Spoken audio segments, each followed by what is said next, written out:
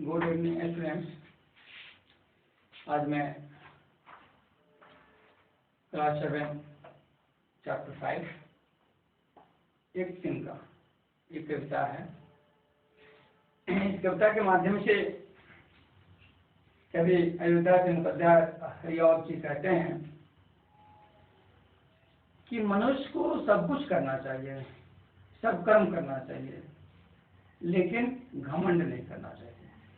घमंड ही मनुष्य को पतन की ओर ले जाता है। जब वह मनुष्य किसी भी काम को लेकर अगर वह घमंडी बन जाता है, प्राउड बन जाता है, तो वहीं से वह फिसलना शुरू कर देता है, वहीं से वह गिरना शुरू कर देता है। इसलिए मनुष्य को घमंड नहीं करना चाहिए। कविता में कवि के द्वारा प्रस्तुतिकरण किया गया है कि मैं घमंडों में भरा ऐठा हुआ, एक दिन जब वह मंदिर पर खड़ा, अचानक दूर से उड़ता हुआ एक दिन का आंख में मेरी पड़ा। मैं झिझक उठा, बेचैन सा, लाल होकर आंख भी दुखने लगी, मुठ देन लोग कपड़े के लगे, ऐठ बेचारी दबे पांव भागी। जब किसी ढब से निकल गया, तिनका गया, तब समझ ने यो मुझे ताने दिए, ऐसा तो किस लिए इतना रहा, एक तिनका है बहुत तेरे लिए। तिनका यानी एक घास का टुकड़ा। तिनका का मतलब क्या होता है? घास का टुकड़ा, जिसको फूंक देने से भी उड़ जाता है। हवा का झोंका आया तो तिनका को कहाँ ले जाकर गिराएगा, इसका कोई निश्चित नहीं। वो कहाँ गिरेगा कोई निश्चित नहीं। तो वह एक तिनका भी मनुष्य को परेशान कर देता है, व्याकुल कर देता है, बेचैन कर देता है। तो मनुष्य फिर घमंड क्यों करता? मनुष्य अपने किस बल पर घमंड करता है? मनुष्य अपने आप को ताकतवर समझता है, बलवान समझता है, लेकिन एक तिनका भी उसके बल पर घमंड को नाश कर देता है। इसलिए मनुष्य को घमंड नहीं करना चाहिए। मैं बार बार यही कह रहा हूं कि मनुष्य परिश्रम करे, सफल बनने का प्रयास करे, समाज सेवी बने, जो भी बनना है बने, लेकिन घमंडी ना बने। जिस दिन जिस काम को लेकर वह घमंड कर गया, उस दिन तो उस व्यक्ति का पतन होगा, उसका विकास खत्म हो गया, उसका पतन शुरू हो गया। इसलिए मनुष्य को घमंड नहीं करना चाहिए। कवि इस कविता का शीर्षक दिए हैं एक तिनका। मैं घमंडों में भरा ऐंठा हुआ, एक दिन जब था मुंडेर पर खड़ा, अचानक दूर से उड़ता हुआ एक तिनका आंख में मेरी पड़ा। कवि ऐंठ करके खड़े थे, आकाश को देख रहे थे, आसमान में देख रहे थे। तब तक हवा के झोंकों में कोई तिनका उड़ते हुए आया और कवि की आंखों में पड़ गया, कवि की आंखों में पड़ गया। और उस तिनका के पड़ने से कवि बिल्कुल व्याकुल हो गया, बेचैन हो गया, उसकी आंख में दर्द होना शुरू हो गया। तो आप बताइए, एक छोटा सा तिनका भी जब मनुष्य को व्याकुल कर देता है, बेचैन कर देता है, तो औरों की बात ही है क्या है? और लोग जो जिस उद्देश्य से आगे बढ़ रहे हैं, जैसे कोई बुद्धि को लेकर आगे बुद्धिमान है, कोई धन को लेकर धनवान है, कोई बल को लेकर बलवान है, तो क्या उस व्यक्ति के घमंड को चूर नहीं कर सकता है? कर सकता है। जब एक तिनका उस व्यक्ति को घमंड को चूर कर सकता है, तो जिसके पास जो सम्मान है, क्या उसके बल पर, उसके बदौलत वह व्यक्ति उसका घमंड नहीं दूर कर सकता है? घमंड दूर कर सकता है, घमंड चूर कर सकता है उसका। इसलिए यहाँ बताया गया है कि कवि जो है कैसे खड़ा था, तो ऐंठ कर खड़ा था।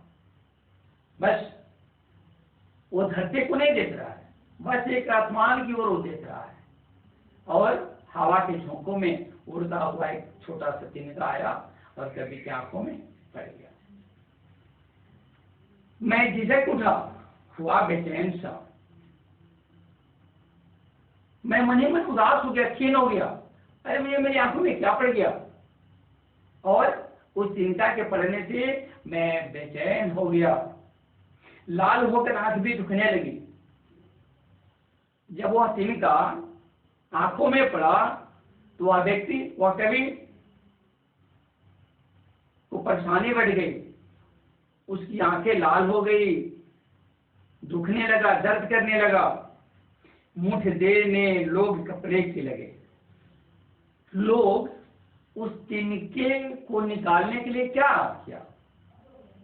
कपड़ा लिया और कपड़ा को एक मुठ बना करके और आंखों में लेकर के उस कपड़े के सहारे लोग तिनका को निकाल दिया। मुठ देने लोग कपड़े की लगे, ऐठ बेचारी दबे पांवों भागी। वह मुठ के सहारे लोगों ने जब उस तिनका को निकालना शुरू किया तो तिनका झट ही निकल गई और वो दिखी नहीं कि वो तिनका फिर गई कहां। जब किसी ढब से निकल तिनका गया, जब किसी ढब से निकल तिनका गया, तब समझ ने एवं मुझे ताने दिए। जब वह व्यक्ति उस कपड़े के मुठ से जब तिनका को निकाल दिया, तिनका को निकालने में थोड़ा भी समय नहीं लगा, थोड़ा भी मेहनत नहीं लगा, तब यह कवि को समझ में आ गया, यो एक तिनका भी जो है मुझे ताना दे रहा है, एक तिनका भी मुझे ताना दे रहा है कि मेरे में कुछ भी दम नहीं है, लेकिन फिर भी मैं तुमको परेशान कर सकता हूं। तिनका का कहना है कि मेरे में कोई दम नहीं है, लेकिन फिर भी मैं तुमको परेशान कर सकता हूं। ऐसा तो किस लिए इतना कहा? तुम इतना घमंड क्यों दिखा रहे हो? तुम इतना ऐठ क्यों रहे हो? एक तिनका ही बहुत तेरे लिए। एक घमंडी व्यक्ति को घमंड चूर करने के लिए, एक घमंडी व्यक्ति को उस घमंड को नाश करने के लिए धनवान, बलवान, बुद्धिमान की आवश्यकता नहीं है। एक छोटा सा तिनका भी उसके लिए काफी है, उसके घमंड को चूर करने के लिए, उसके घमंड को नाश करने के लिए।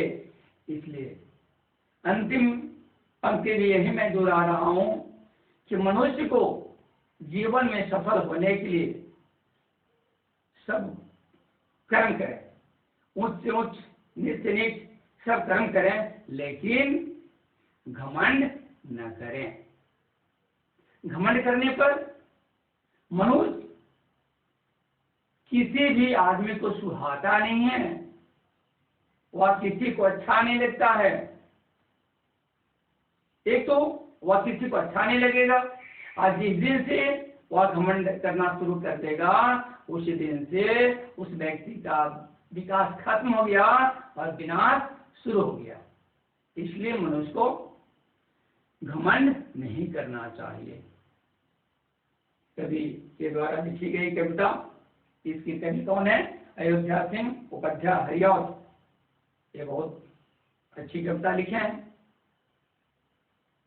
कि मनुष्य को घमंड नहीं करना चाहिए। इस कविता से आपको क्या शिक्षा मिली? कि मनुष्य को घमंड नहीं करना चाहिए।